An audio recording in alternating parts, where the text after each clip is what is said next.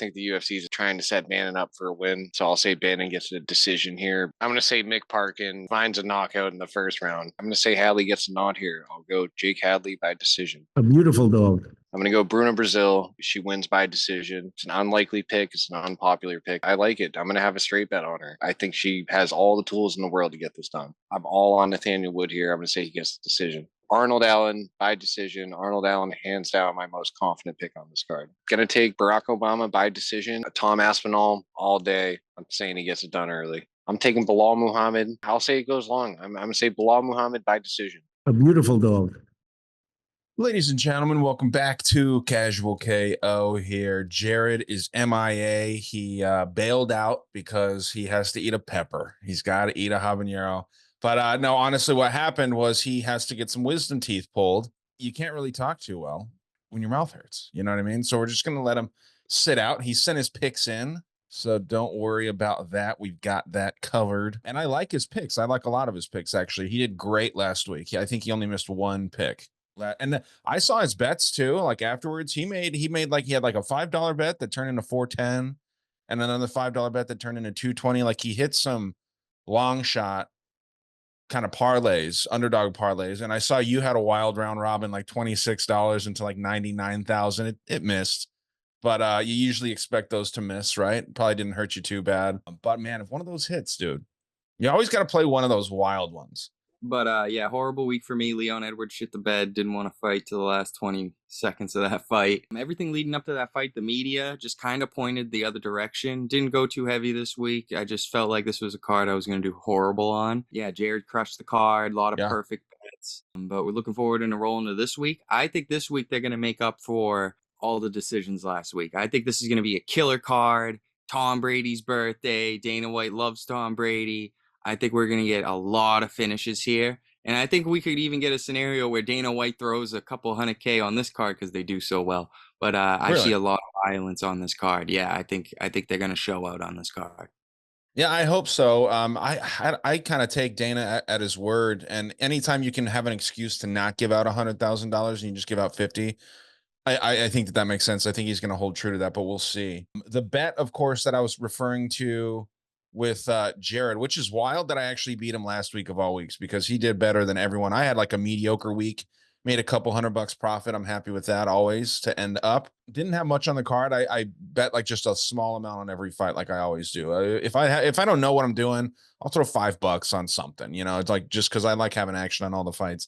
The one that he missed is the one that I hit, and it was Makayev versus Kopp. Now Makayev kind of won that battle but lost the war. I got robbed on a bet in that fight. I bet the point deduction in that fight, and I'm screaming the whole fight like I got this in the bag. It should have hit with that. I can't believe that didn't hit. Like make a perfect pick plus 2,000, everything goes right, and the ref doesn't do its job. Yeah, that one hurt me. Yeah, which is weird. I'm surprised knowing what the UFC knew about Makayev going into that they didn't take that point so that he lost, and then it would have made more sense for them to cut him. Cutting a dude that's never lost is strange to me. But yeah, apparently he's a nightmare to deal with. So if he's an asshole, he's an asshole, and he shit the bed. But glad that he won that little bet for me. So now Jared and I are 1-1 against each other on like personal side bets. But let's roll into this card, man. We got a nice little Abu Dhabi situation going on here. Corey Sandhagen and Umar Nurmagomedov at the top of the card. Then we got a co-main event that's interesting, I think. Shara versus Lord Mihal. Some picks. We also, quick update on the ladder bet. We hit the second leg on our second attempt. Last time we got to leg 2 and failed because Damon Blackshear just got knocked out in like 5 seconds. Kind of wild. I would still make that bet again.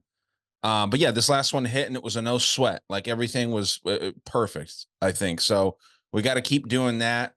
We're pretty strict on each other. We hold each other like to some high standards when we're doing that bet because we're trying to turn, that $50 that we initially invested into a couple thousand at least, and then turn around and do that shit again. So I've actually seen some people doing daily ladder bets, like taking $20 and just like betting on sports, like just, whatever is the best bet that day. We need to do that for a UFC card. Like try to do it on like, I told you this before, every fight, try to turn $20 and just keep flipping it. Yeah. It's got to be something at like, close to even odds. That's going to be tough though. All right. So rolling into this fun card. Starts early. I think it's a 3 p.m. Eastern start time. Am I right about that? I have Yes. it at 12 for prelims. I don't Love think it. that's Love right. these early cards. And another thing, these early cards, they have a lot of finishes. Dana White wants to leave early. It's not. Yeah, so it is 12. No, it's 12 my time. 12 Mountain Standard. So it'll be 3. This is according to the UFC website. So this is 3 Eastern, right? So I just wanted to double check. But yeah, we have an early start time. Let's roll into this card. First bet of the night. Do you have Cedric Dumas or Dennis Talulin here? You can start. Interesting matchup. Kind of I think it's going to be actually one of your few decisions here. I agree with you, actually. I do think this fight goes long. I think the only way this fight ends if Cedricus gets a sub. You know, Cedricus to win this fight clear as day, in my opinion, has to get takedowns. That's where Dennis struggles. On the feet, he's kind of a junkyard dog, keeps walking forward, punching bag, and that's why he's in the UFC. He puts on exciting fights. I'm a fan of this guy. You know, we hit him hard against Jamie Pickett. That was one of the easiest bet of my life. This is going to be a good fight if it stays standing. You know, I think Cedricus will struggle with him on the feet, just struggle with the volume. I think he'll have some good shots. He might even get a knockdown on Dennis, but I just think Dennis's volume, if it stays standing, is going to stick out a lot. I think this fight goes, you know, two ways. You know, Cedricus wet blankets him, gets a sub maybe, or Dennis Tahulian outpoints him on the feet. But either way, I think it's a close fight. I think the line's a little bit close. I see some value on Dennis. I go Dennis decision. I'm going to go against the boys. I'm a fan of the guy. I'm a little bit biased here due to his fighting style. He goes to war. He goes in there to die on his shield every time. With that being said, a double method here wouldn't look bad, like Cedricus, sub, Tahulian decision. Probably get plus money on that too. But A decision, no action on Dumas might be nice. Decision, no action. A decision, no action on Tahulian would be nice, I think. Because I think Mas has all the finishing capability here. You know, Dennis has a lot of pressure, but I think there's going to be a lot of clinching for Dumas to get out of bad spots. Okay. Well, yeah, I'm agreeing with Jared on this method and victory here. Give us Cedricus Dumas for decision. Oh my God. We're going to make so much fucking money, you guys. Let's move up to second fight of the night. You're left out on that money train there. Now, this one's fun, though. The second fight of the night, Jai Herbert, low volume dude, Indian-looking version of Leon Edwards, fighting style-wise, versus a very high volume dude, Rolando Bedoya, who's moving down to lightweight for his first time, I think, in his career. I could be wrong about that. Definitely in the UFC, though. This guy's interesting, man. These are two opposite kind of fighters. Bedoya, high volume, got a good chin on him. He's going to be there. He's much younger. I'm going to take Bedoya here, and I think he could finish for sure. You know, even though he's moving down in weight, Jai Herbert's a massive lightweight, you know, 6'1", big dude. He's got the reach on Bedoya and all this stuff as well. I think that the low volume is going to hurt Herbert here. So give me Bedoya. Probably a decision, but I could see him knocking out Herbert. And for the sake of this show, I will take the knockout for Bedoya in round 2. I think he beats him up a little bit and gets that KO in round 2. What do you got? I agree. I'm with Bedoya here. I'm gonna go a different method. I'm gonna say it goes to a decision. I don't really see a finish here. I think Jai Herbert's gonna have some moments though, especially early. You know, I think he can get a knockdown in the spot, but I like the volume on Rolando. I like the movement. I think he can outpoint him. The volume's a big outlier here for me. Rewatching that fight, you know, he had a close fight against Chaos Williams, you know, who's a good prospect at 170. So I just think he's handled big guys before. I think he's going to struggle in the first round, but I think he's going to run away with it. Second and third round, he's going to outpoint him. Jai's going to tire out a little bit. Okay. So you got Bedoya by decision, huh? Correct. All right. Well, you and I are making money, but it doesn't look like Jared is. So I'll try to save the Cartman sound drop for when we all agree. But yeah, he's taken Jai Herbert by decision. So it looks like you guys are kind of on the same page with the decision. I see a knockout coming for Bedoya. Herbert's been a little chinny in the past too. Moving on up to the third fight of the night, chick fight. Do you think Victoria Dudikova is attractive? Cute. Yeah. Is she worth an I'm coming?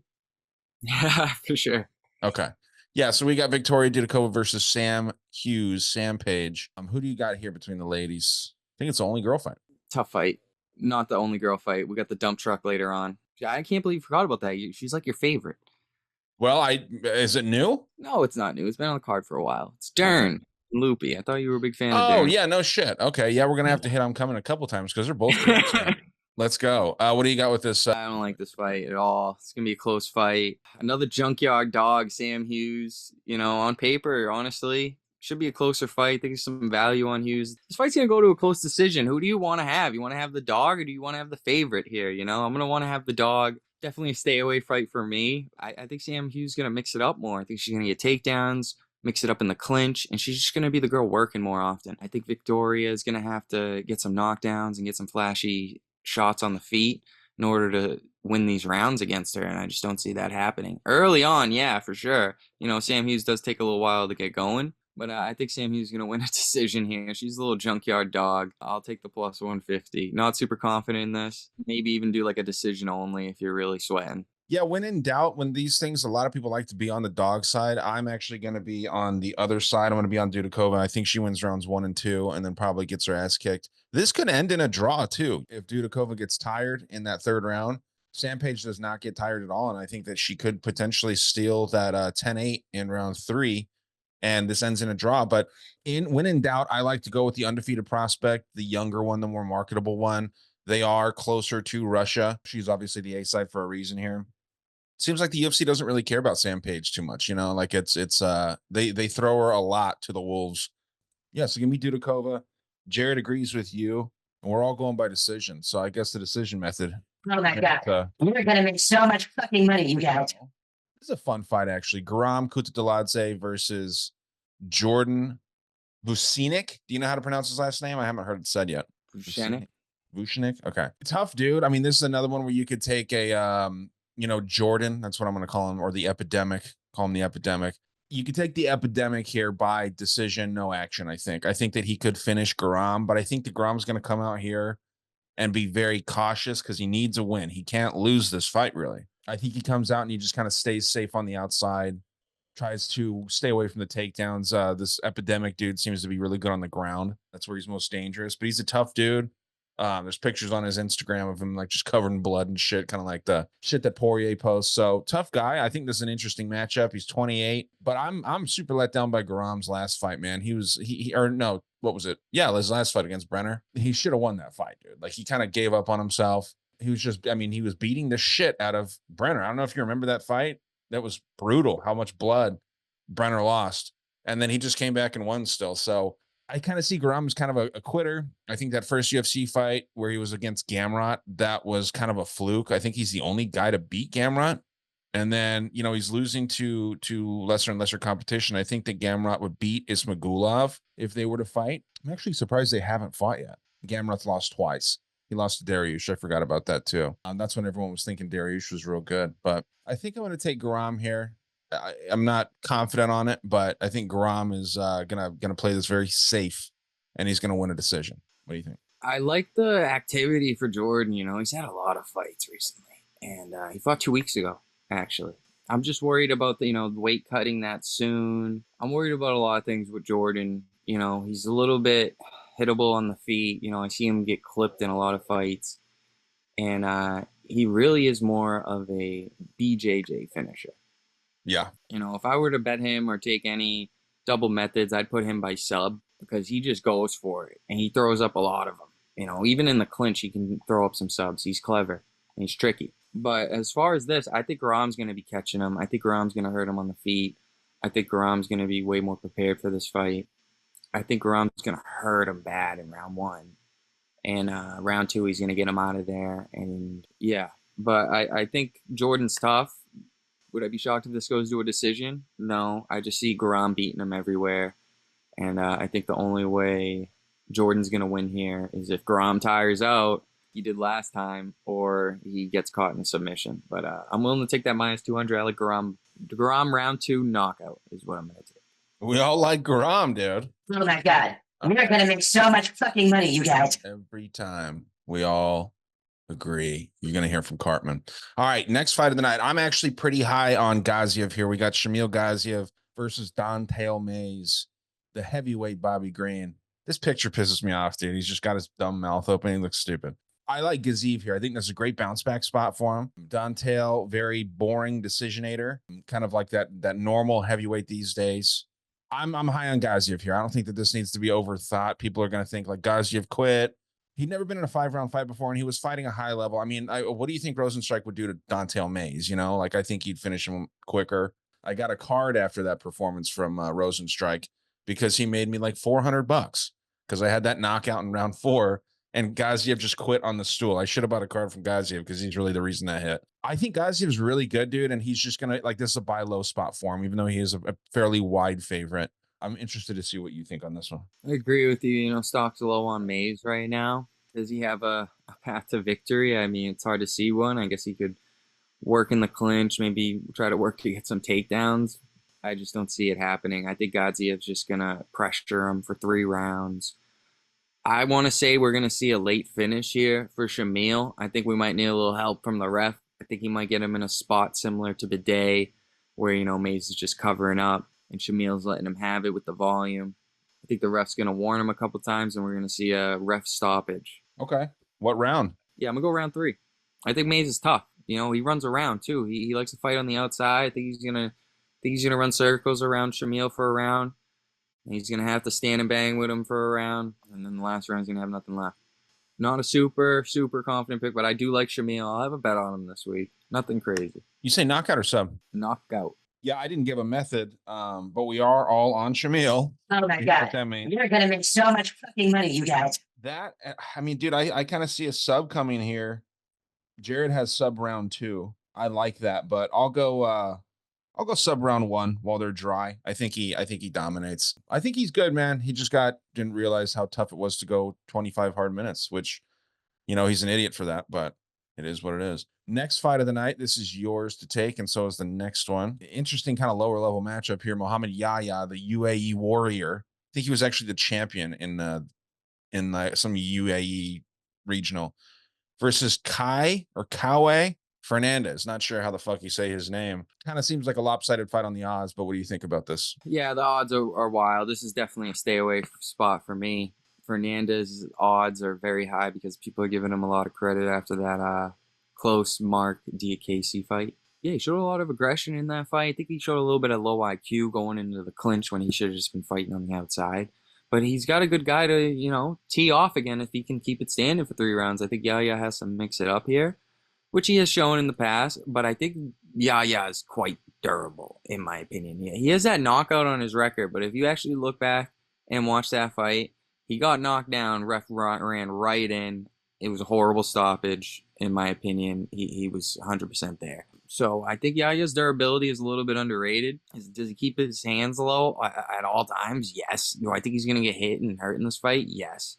But I'm more likely leaning a decision or a submission in this spot. I think both of them like to go for the subs. I think both of them are durable. I'm going to go with Fernandez finds a submission round 3. But props are unpredictable in this fight. We're all in agreement again. Oh my God. You're going to make so much fucking money, you guys. My favorite drop. I'm on Fernandez KO round 2. I think that I agree with you. Jared is on the KO round 1, and I tend to agree that Yahya is a little tougher than people give him credit for. You know, Trevor Peek didn't knock him out. I know Trevor Peek was wrestling him for some reason. I don't know why he didn't try to knock him out. Yeah, Trevor Peek didn't knock him out, so I don't know if he had him hurt with the leg kicks too. Yeah. I mean, Peek was kind of showing that he was evolving a little more and trying to fight a little smarter because he realized that he has a great fucking gig with the UFC. He can't just go out there and lose a bunch of fights in crazy striking matches. Next fight of the night, though, Alonzo Menafield versus Azamat Mirzakhanov. Pretty interesting little light heavyweight fight. You are taking this one first. I like Azamat here. One of my more confident picks on the card. I think Alonzo struggles with the strikers. Look at who he's been beating recently and losing to. Jimmy Crute, you know, wrestled him. Even in the draw, he wrestled him. You know, Misha Serkinov, that's a wrestler. Lost to William Knight, looks bad. He beat Ed Herman. Fabio Charant, who's more of a wrestler himself. I just think Azamat's going to work him on the feet. I think he's going to have more of the volume. It's scary betting on him, though, because you know almost every fight he takes off a round due to his gas tank. I like Azamat here. I think this is the undefeated fighter on the card that keeps it going. Alonzo's getting a bit old. You would have thought Alonzo was the younger fighter, too. Yeah, I mean, he looks younger. Black people age differently than white people do, you know what I mean? So true. he's clearly the bigger fight. I mean, he's quite a bit bigger. I think he's gonna pressure Alonso. Alonso struggles with the pressure. I'm gonna go Azamat gets a knockout. I'm gonna say round 1. Hey, Jared is on Azamat by decision, which is interesting. I wish that he was here to kind of talk about that a little bit more. But easily, I mean, that's what he does too. Does he win 2 rounds in every fight? Pretty much, yeah. Whenever he's up 2 rounds, we've seen him cruise. We've seen that strategy with a lot of fighters when they're up 2 rounds, and you got a 3rd round finish. That finish usually ain't coming because they already got the win booked pretty much. Right. Yeah. That's that. Yeah. If you got that 3rd round and they're not down by 2, you usually just kind of see them coast. But I am on Azamat again. Oh my god. You're gonna make so much fucking money, you guys. And I see the same exact thing you do, man. KO round 1. I think it's kind of straightforward as well. But next fight up, Joel Alvarez versus Elvis Brenner. And I think there's a line flip going on here. Joel opened as the favorite, and everyone's kind of pouring in on our guy, Elvis Brenner. I have Joel opening up at even, and now he's minus 190. So money pouring in. Okay. Yeah. Okay. Well, yeah, it must have moved a little bit weird, or I just heard from a bad source. But yeah, I'm seeing here on Tapology, he opened as a minus 120. So yeah, no matter what, I mean, very, very closely lined fight initially. And people are kind of, it sounds like, getting on the taller man, the bigger guy here. Probably one of the biggest lightweights in the world, not just in the UFC. I mean, this guy's 6'3". He's big. He's not like a Jalen Turner 6'3", where he's like built like an alien or a Sean Woodson type frame. This guy's a big dude. Doesn't shoot many takedowns, but everyone that takes him down, it seems like he submits. This guy's got a shitload of submissions for not taking anyone down. And Elvis Brenner is just going to fight like those, Charles Oliveira minions, if you want to call them that, the Charles Oliveira clones. He's going to go out there and make this a car crash.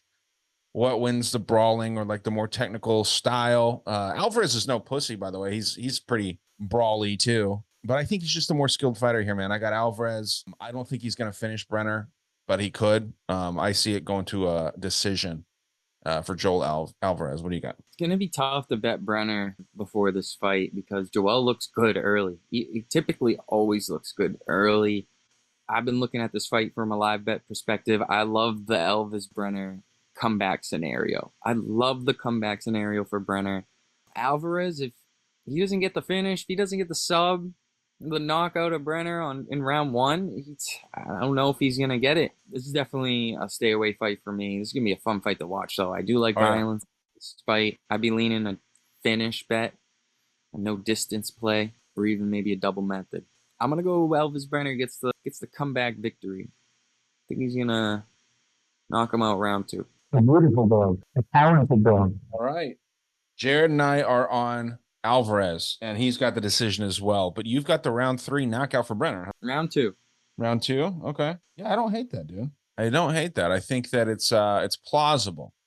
It's plausible. He's done it before. To your theory, you have the theory where if, 2 guys are on the same car and they fought each other in the past, like in this case, if Graham were to win, then you think that bodes well for Brenner. Right, according to like that kind of theory that you had. That does bode well for Brenner too. Yeah. So, but my other pick, gun to my head, the other pick is going to be Alvarez round 1. I see a lot of violence in this fight. It's going to be a crazy fight. Yeah, I just think they're both so tough. That's their only reason. Like when we see stuff like Gaethje and Chandler, like everyone's like, "There's no way this is going the distance," right? And it did because these guys are tough. Their toughness canceled each other out. But you got anything else on that one? No, but I mean, the odds are good. Fight ends inside the distance, minus 200. I thought it'd be a little higher. Yeah, this is going to be a tough week to really find our third stage in our ladder bet because we also do need to get a little bit of plus money, like plus 120 or so to stay on track. Got a couple of gorgeous women fighting here. Mackenzie Dern versus Lupita Godinez. Mackenzie Dern deserves a couple of those, but we're not going to keep going on that. Good thing she's attractive too, because I think she sucks. I'm interested to see what you think in this. The skills that Dern has versus the IQ that Godinez has. This is a really interesting fight because that fight IQ is not good for Godinez here. So what do you think? I've been back and forth on this fight. I thought hard about this fight. This fight, in my opinion, comes down to the coaches. The coaches are going to decide who wins this fight just by game plan. These girls both have a way to win. In my opinion, I think Dern can win this on the feet. Just moving forward and throwing hands and using her toughness. Yes, toughness. she is tough. and she can just eat strikes, move forward, and have higher volume and win this fight. I think Loopy actually has less ways to win here, even though I'm going to be taking Loopy here. I like Loopy. I think she just has less ways to win here. I think she has to wrestle Dern. I think she's going to have to clinch Dern. I think she's going to have to slow down the fight. I think she is going to struggle with the volume, the toughness of Dern. I think she's going to struggle with some submission attempts as well, obviously. But besides from that, if she doesn't get subbed, she mixes it up in the clinch, goes for some takedowns, gets some control time. I think this is Loopy's fight all day. I'm going to go Loopy gets a decision here. It's a tough fight. You got to leave. We're leaving this one into the hands of the judges here. And I don't see too much finishing capability for Loopy. So, although I love Loopy, I'm not going to be placing any crazy bets on her this week, unfortunately, because it's a tough spot for her. Yeah, I hear you. I mean, we'll be scrolling through the Instagram as I give my breakdown here of one Mackenzie Dern. You know, I don't think that she's that pretty in the face. I'm just going to say that right now. I think she's got a nice body, though. Okay.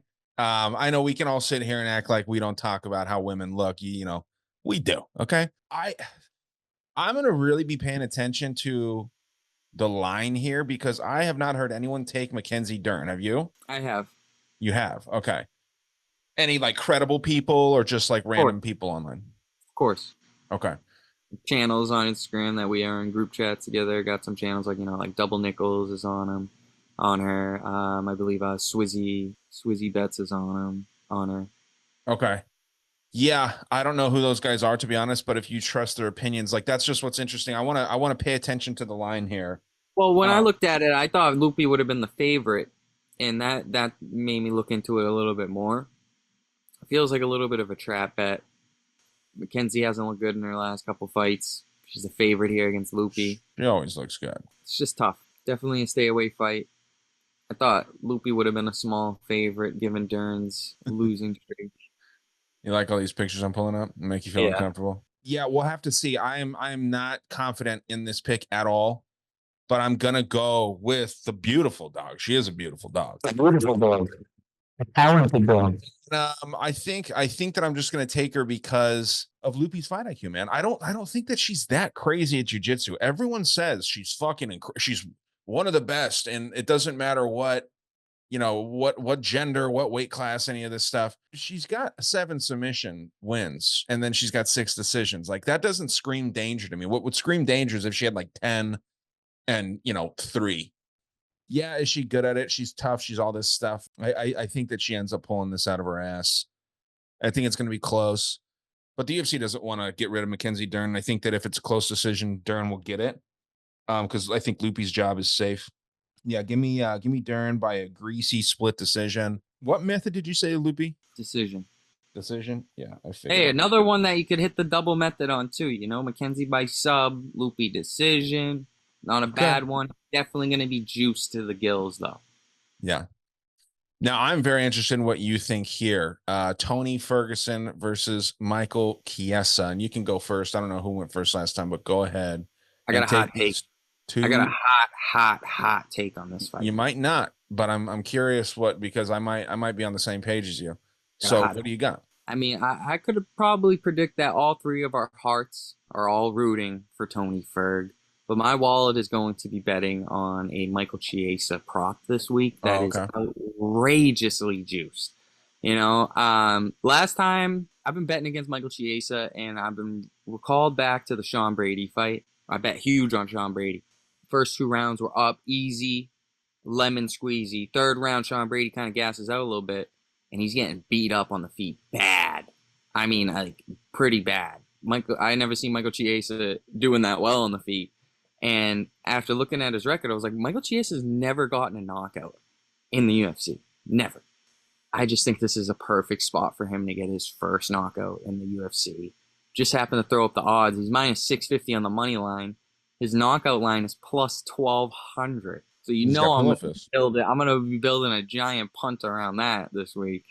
That's going to be juicy round. I think Chiesa is going to get him out round 3 knockout. He's going to get Tony tired. But we all know the smart pick is Tony sub. I know Jared's on Tony sub.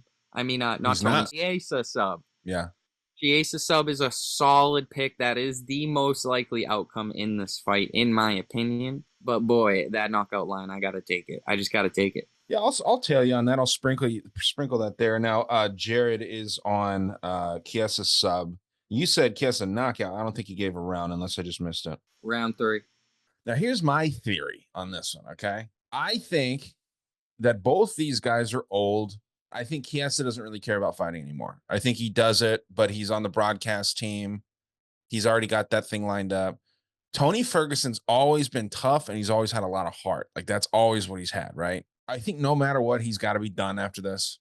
But I think that the UFC did him a favor here, and I mean, look at who Tony Ferguson has been losing to in these last 5 losses. Paddy Pimblett, who just made quick work of Bobby Green. Bobby Green, who is good all around.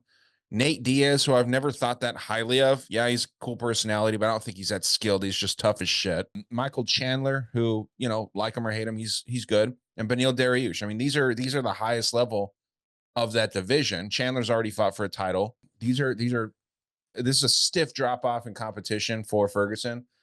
And I think if it gets out of round 1, Kiesa's going to look to quit. I honestly think that. I don't think I don't like Kiesa. So it's a little bit of a heart bet, obviously.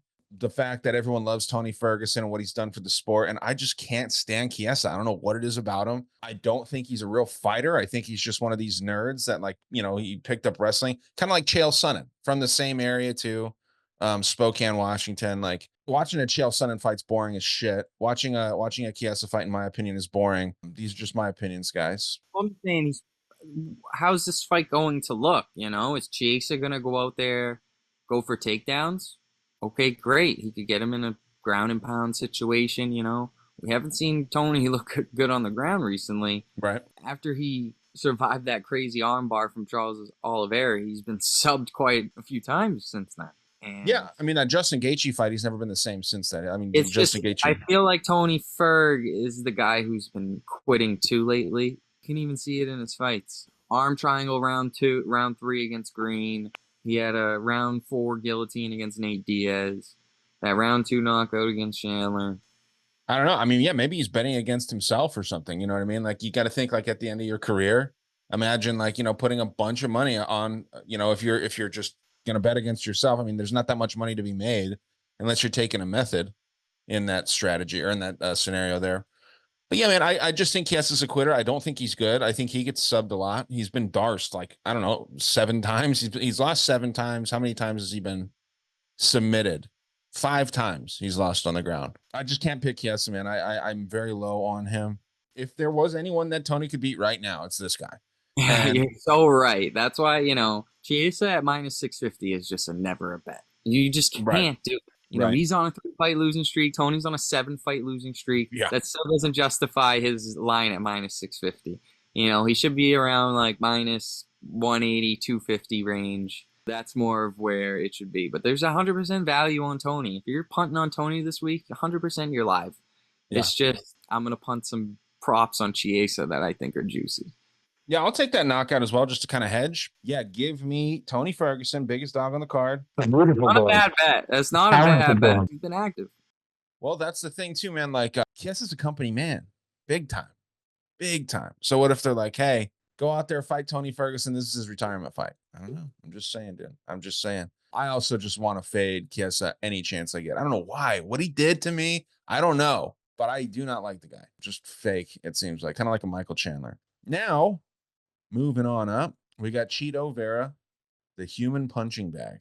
This dude is taking on Davison Figueiredo. By the way, Jared is obviously on Kiesa sub round 2. I think I said that. Chito Vera, man, you know, tough dude. Kind of takes a while to get going. I think his fight style is built for 5 rounds. He usually drops 2 rounds, round 1 and 2. Sometimes drops round 3 unless he gets that knockout, which he's done. That Rob Font fight, where was that? He was outstruck by Rob Font over 2-1. So, you know, he just had those big moments and he busted Font's face up pretty good.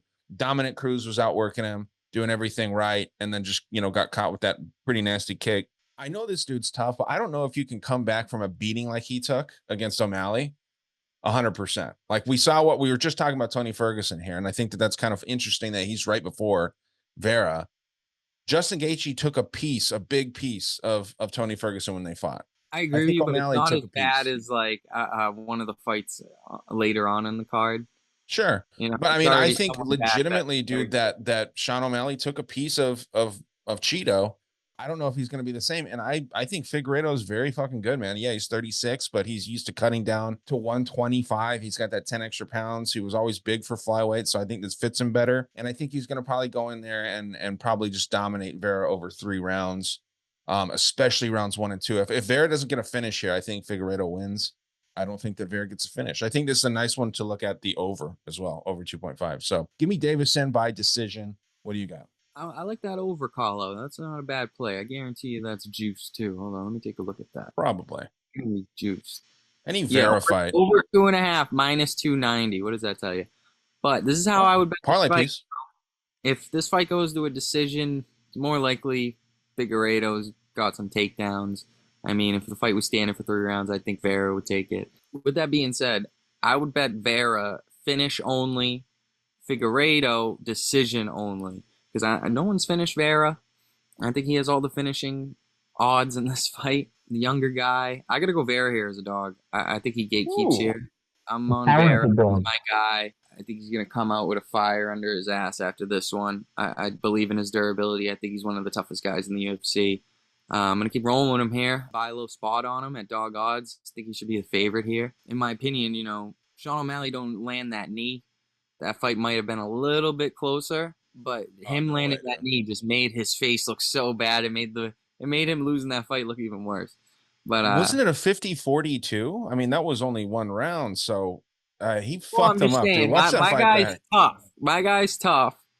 And He's tough, but he's skills tougher aren't really than there. Davison Figueiredo. Let's go. He's gonna go out there and get the finish. Okay. Round 2 KO. Would you like to do a habanero bet here? Oh, you want to do the habanero bet on here? That's unfair. You're getting the favorite. So last time You we gotta did get it, a little leniency for having the dog bet here. no, it's a no-go. I picked the favorite with Cop and Makayev too, but that was Jared's idea.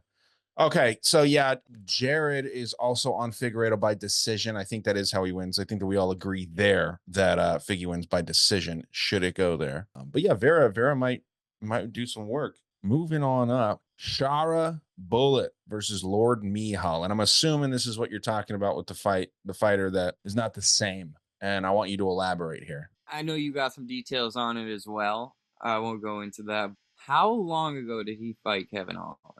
Like a month ago. Right, Almost 2. May 31st.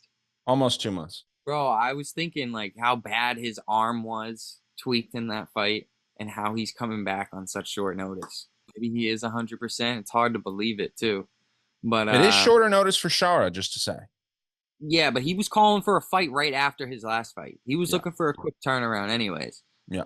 It's a good matchup for him, honestly. He's not fighting a wrestler now. He's not fighting a guy that's going to throw up crazy submission attempts, even though I think Shara probably has him in his toolbox. Yeah, he just hasn't showed it. It's a good matchup for him. These are fights that Olin Jacek wins. It really is. Like, I was watching Shara on the feet previously in his career, like boxing career, kickboxing career, Muay Thai. He fought Blood Diamond. Yeah. And boy, was that fight pretty close. Yeah, they were both super sloppy. Here's what it comes down to. Olin Jacek might be the better technical fighter. He's going to have spots. He might even look great in this fight. I think Shara's going to be too big for him. I really do. And I just think he's just going to outwork him, outmuscle him. And even though if he's getting clapped, and I think he's going to take a hell of a beating in this fight, I think he's just going to eke out a lot of the rounds. This is one of the fights where I think goes long, the back and forth. I think we see a late finish for Shara. I think Shara outgasses him. I think his gas tank is a huge weapon in this fight. Yeah. And his pressure and his chin. And I think we get to see his chin this week. I think he's going to get clapped left and right. I think we can even see him get knocked down. But the guy's just such a gangster, such a killer. He's going to get right back up and he's going to keep walking right forward. So I'm going to go Shara gets a kind of a comeback victory here. Go round 3 knockout. Wow. Got a couple round 3 knockouts here. Shamil, you got Chiesa, you got Shara. I like it. I'm on the same side as you, but interestingly, I actually wrote down for Jared, just assuming that he was on Shara. He's on Mihal. And he's on him KO round 2. Honestly, not bad because he's going to look good on the feet, honestly. Shara's kind of sloppy. It's just he's going to look bigger. He's not as fast too. I don't think he's gonna look good early. Olin Chaychik looks good early in these first rounds. It's a good live bet spot too. If you agree with me, wait to bet Shara in round 2. Yeah. So we're obviously going to have to leave him off of the ladder bet. I thought that we were going to be including him, but yeah, I'm on Shara here. I wouldn't be like super opposed to it because he's the marketable guy. They're not throwing him in a co-main event this early. Well, Jared's not going to pick him. They don't believe in him. Jared's not going to be on him though.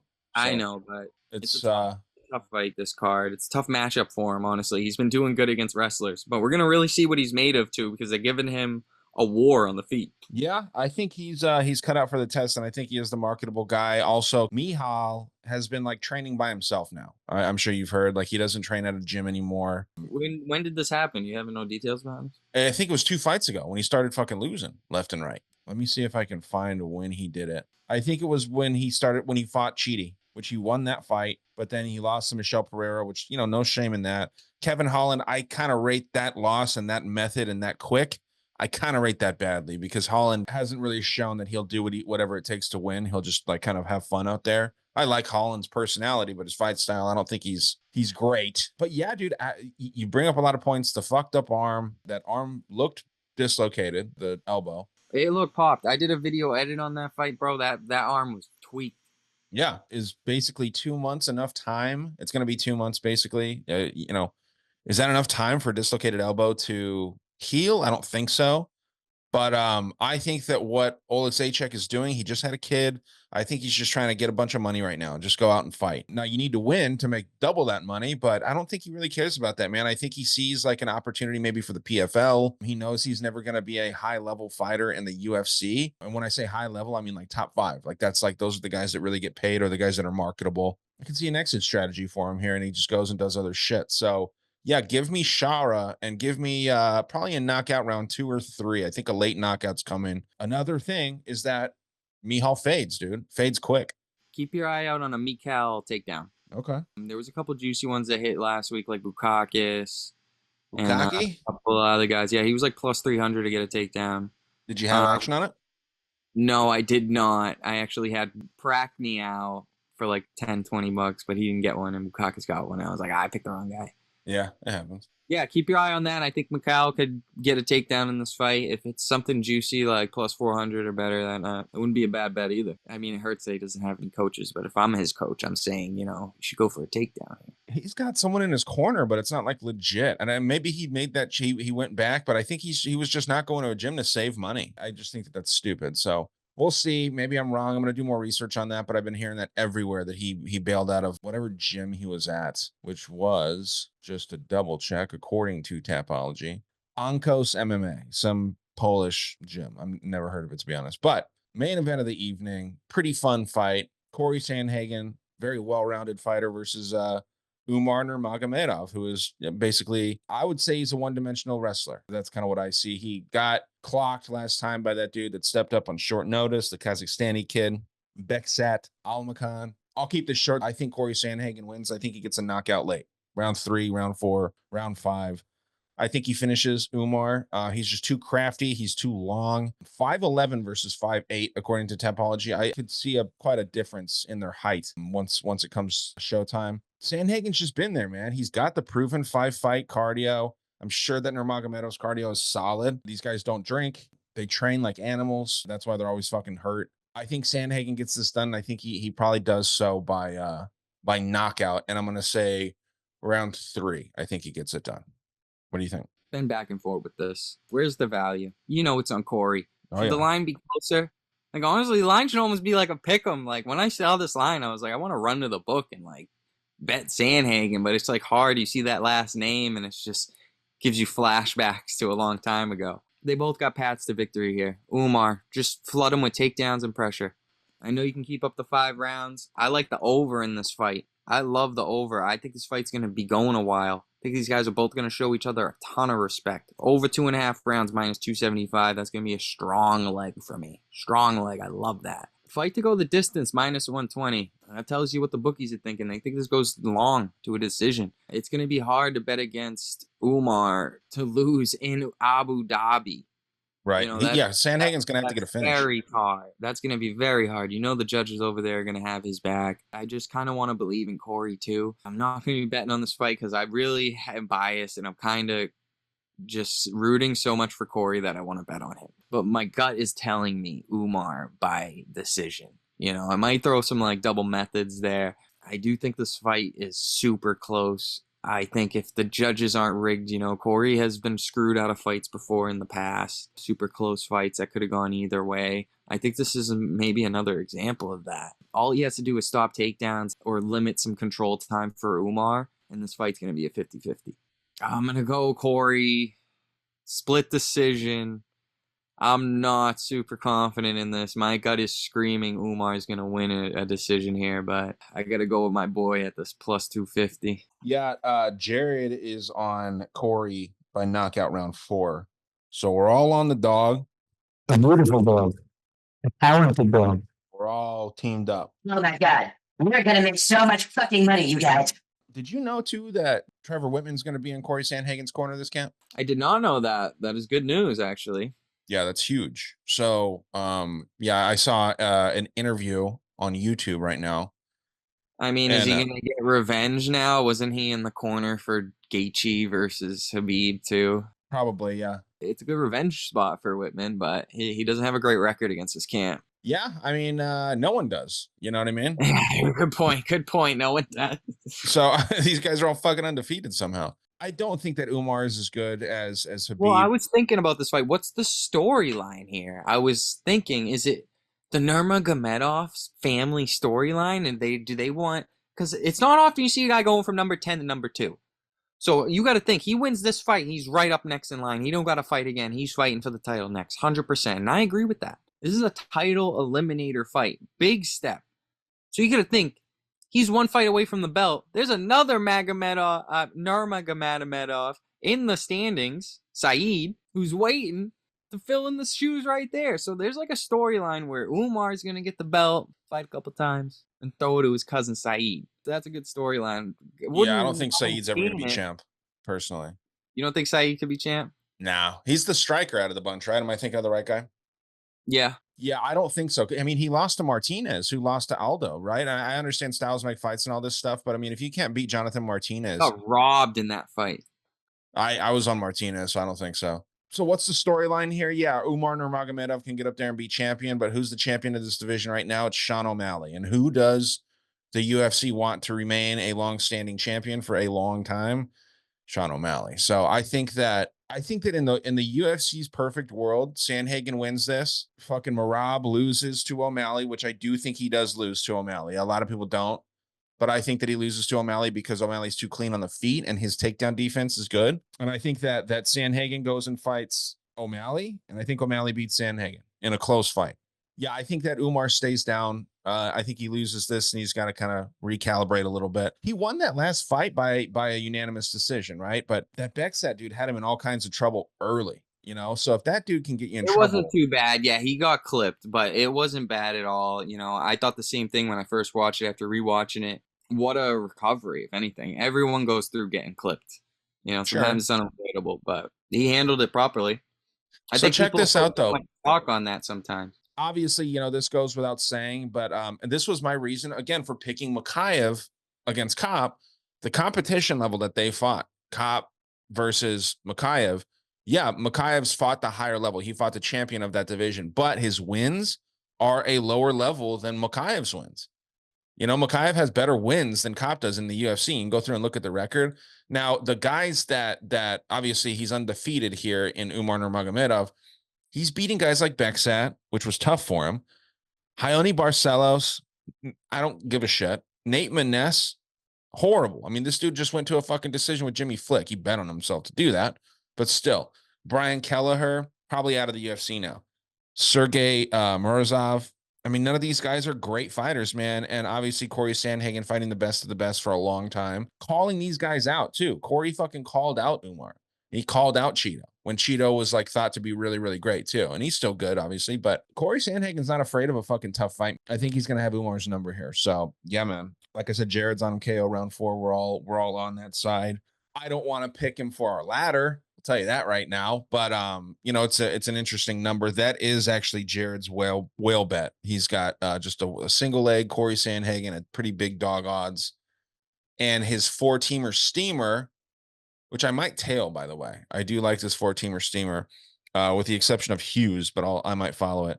Hughes, Fernandez, Azamat, and Loopy. So, you know, I'm obviously on Dern there, but I think Loopy could absolutely win. That's plus 866. Plus 866 for those 4 to win. 2 dogs, I believe. And I just want to say, Jared's pretty hot with Corey Sandhagen fights. Some of his biggest bets have been on Corey Sandhagen fights. I remember we bet huge on TJ Dillashaw against Corey Sandhagen. So he's pretty hot with Corey Sandhagen fights. So keep your eyes open. We go light this week if you like Umar. I mean, dude, Tapology, you know, for what it's worth, there's about 1,900 people that picked, and it's 55% are in favor of Nurmagomedov. Like, it's only, I mean, you think a lot of people, because you said it yourself, like, you see that name and you're like, oh shit.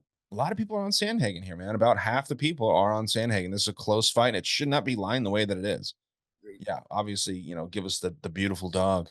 Yeah, man, I don't know if you got anything else, if you have any, like, side quests that you want to work with here. Suggesting the over in the Sandhagen Nurmagomedov fight for a nice leg for the ladder. But right now, for my picks, I do have a 2-teamer, Azamat and Shamil, for a little bit of plus money. I would keep an eye on that over 2.5. I think that's a great leg to parlay with something. If you want to add that to that 2-teamer, make it a little bit juicy, go right ahead. But that's currently what I have. And if you want to need a juicy prop for this week, if you're building something juicy prop of the week is Chiesa by knockout. It's plus 1,200. I think that's a live prop. Yes, a knockout plus 1,200. Jeez. Yeah, man. For the ladder, dude, I'm kind of suggesting something like Shamil, Garam, and then maybe that thing that you said, the over 2.5 on that main event. But yeah, we're all on Garam, and I think that you know, everything's kind of working in his favor here as well. We're also all on Kai Fernandez too. So I like that. I mean, we can even add him if it's not plus money enough. What were you saying? Yeah, I'm not super confident on Kai. I probably would stay away from that one. Okay. Well, we got time to talk about it. Also, the over in the Dudakova Hughes fight is probably pretty solid. So minus 500. That's a parlay piece. Again, like we're trying to do like the most obvious things, the easiest things, and just pair them all up. So we don't want to get too crazy with like 7 fucking legs, but you know, we'll figure something out. We've been sticking with 3. That's kind of been the magic number. I'm not opposed to doing 4 or 2 or 5 or whatever. So we'll figure that out when we get there. And we're going to start tracking these ladder bets. But if we track this one and it misses, we're going to stop tracking, because the only one that we've missed so far is not true. Superstitious. We'll keep tracking them. No, if we go 0 for 2 on tracking them, then we're not going to track them, because I'd rather stack these. You know what I mean? I would rather fucking stack the money than brag about it and be like, look what we're doing, and then we fucking lose. So if this one misses, we'll take a vote. It's a voting thing. I think that we can find some good stuff, some good spots on this card. Fun card, early start time. UFC says that it's at 3 Eastern, but Tapology and everywhere else says it's noon Eastern. Who fucking knows? It's early. So just, you know, pay attention as the week goes on. Should be a fun card, man. I like these day cards. Also, cool BKFC card. There's some spots on the BKFC if you're going to look at that. So pretty cool little fight week that they're doing in Sturgis at that big bike week in South Dakota. Going to be like 20,000 people in attendance or something crazy like that. So it should be fun and some good matchups there. So enjoy life. And we'll be back soon, guys. Thanks for tuning in. Be sure to follow us on Instagram at CasualKOPod, at TeatPicks, and at ProfitPicks. We are going to be making a ladder edit, and it's going to hit, and you will tail it. Let's go. We got to make sure. Superstition, and we're going to make a video about it every week so we can share it with you guys. Don't listen to him. I get nervous. Like I said, if this one misses, if it misses, there's a legit case. Why are you going to put all the pressure on this one? Because if it misses, then it's an 0 for 2. You know what I mean? How can you be suspicious about things like people wearing green in a fucking press conference, never winning, and then you can't be suspicious? The trend was seeable. Right. If this 2 it was longer than a 2 trend. It was like 7 in a row. Okay, 2 is enough of a trend to where when my money is directly involved, I like to. I'd rather just cash the tickets. You know what I mean? And then we can tell these people later.